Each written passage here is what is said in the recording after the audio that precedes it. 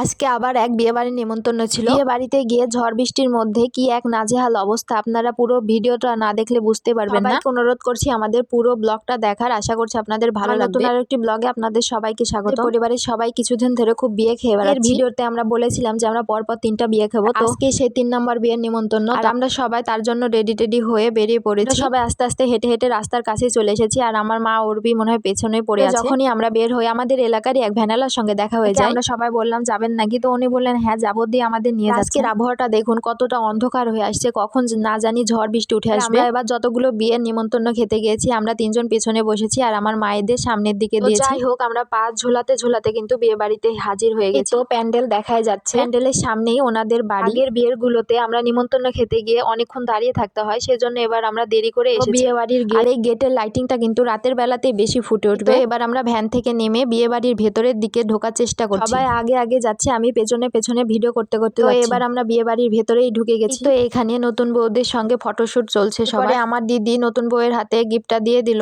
দেওয়ার পরে আমরা কিছুক্ষণ সময় নিয়ে নতুন বউটাকে দেখছিলাম। নতুন বউটাকে অনেক সুন্দর লাগছে, দেখতে কিন্তু অসাধারণ লাগছে। তো আপনাদের কেমন লাগছে সবাই কিন্তু কমেন্ট করে জানাতে ভুলবেন না। দেখে টেকে আমরা এবার প্যান্ডেলের দিকে চলে আসছি, মানে আকাশের অবস্থাটাও খুবই খারাপ। তো এখানে দেখছিলাম বেগুনি ভাজা হচ্ছে, তো আমি একটু ভিডিওতে নিয়ে নিলাম। গরম গরম বেগুনি খাবো আমরা। বিয়ের তুলনায় এবার বিয়েতে কিন্তু আমরা অনেক দেরি করে এসেছি। ভিড় কম নয়, মানে মোটামুটি আছে আর কি ভিড়। আমার মা চিন্তা করছে, কারণ এখন অনেক মেঘ করে আসছে, একেবারে অন্ধকার হয়ে আসছে। আমরা প্যান্ডেলে বসে পড়েছি, তো আমরা এক টেবিলে আর আমার মা আর বৌদি আর এক টেবিলে বসেছি। আর এদিকে ওনারা যথাসাধ্য চেষ্টা করছেন তাড়াতাড়ি দেওয়ার। এই বৃষ্টির টেনশনে না করতে পেরেছি ভালোভাবে খাওয়া দাওয়া, না করতে পেরেছি ভালোভাবে ভিডিও হচ্ছে। আমরা খাওয়ার সময় কাউকে ভিডিও করতে পারিনি, না আমি না দিদি। প্যান্ডেলে কিছুক্ষণ পর পর সবাই চিল্লে উঠছে, মনে হচ্ছে যে আরো জোরে বৃষ্টি চলে আসলো। আমাদের কিন্তু খাওয়া যখন লাস্ট পর্যায়ে তখন খুব জোরে বৃষ্টি চলে এসেছিল। মেনুতে ছিল ডাল, ডিম, শসা, বেগুনি, ছিল খাসির মাংস, লাস্ট পাতে ছিল দই মিষ্টি। আর এই দই মিষ্টি নিয়েই আমরা প্যান্ডেল থেকে ছুটে দৌড় দিয়েছিলাম, কারণ প্রচন্ড রকম বৃষ্টি চলে এসেছিল। বিয়ে বাড়ির মেনুতে আরো একটি তরকারি ছিল, সেটা আমরা পাইনি, আমার বৌদি আর মা পেয়েছিল, তো আমরা সেটা পরে বুঝতে পারলাম। আর মিষ্টি নিয়ে আমরা দৌড়ে এক দোকানে এসে দাঁড়িয়েছিলাম। আমাদের চীনা পরিচিত একজন ডাকলেন, তো তারপরে আমরা ওনাদের বাড়িতে চলে যাই। বাড়ির ঢোকার সঙ্গে সঙ্গে অনেক জোরে বৃষ্টি চলে আসে। বাড়ি কিছুক্ষণ থাকার পর এখন আমরা বেরিয়ে পড়েছি, মানে বৃষ্টিটা কিছুটা কমেছে, সেজন্য আমরা সবাই একে একে বের হচ্ছি রাস্তার দিকে। বৌদি, তারপরে আমার দিদি, তারপরে মা, তারপরে আমি বের হচ্ছি। আর দেখুন কতটা জল জমে গেছে, অনেকটা বৃষ্টি হয়েছে। আমরা ভ্যান বা অটো কিছুই দেখতে পাচ্ছিলাম না, তো কিছুটা রাস্তা আমরা হেঁটে হেঁটে এসেছি, তো আবার প্রচন্ড জোরে বৃষ্টি চলে আসে। তো আমরা এবার দাঁড়িয়ে পড়েছি যে একটা অটো আসছে, তো ওনাকে জিজ্ঞাসা করা হলো যাবেন নাকি, উনি বললেন যে যাবে। তারপরে আমরা সবাই উঠে পড়েছি। অটোর মধ্যে প্রচন্ড বৃষ্টি হওয়ার কারণে অনেকটা ঠান্ডা ঠান্ডা আবহাওয়া চলে আসছিল। পরে আমরা অটো থেকে নেমে পড়ি। এইখানটাতে আমি আমার দিদির একটা ভিডিও শুট করে দিচ্ছিলাম। বাড়িতে এসে জানতে পারি আমাদের যে জামা কাপড়গুলো আমরা রোদে দিয়েছিলাম সেগুলো আমার বাবাই তুলেছিল। গেটের বাইরে কিন্তু কতটা জল জমে গেছে, এই বৃষ্টিটাকে আমরা যে একটু উপভোগ করবো সেটা আর হলো না। এসে দেখি আমার স্টুডেন্ট গুলো চলে এসেছে, তো তাদেরকে একটু পড়িয়ে দিলাম। তো আপনাদের ভিডিওটা কেমন লাগলো?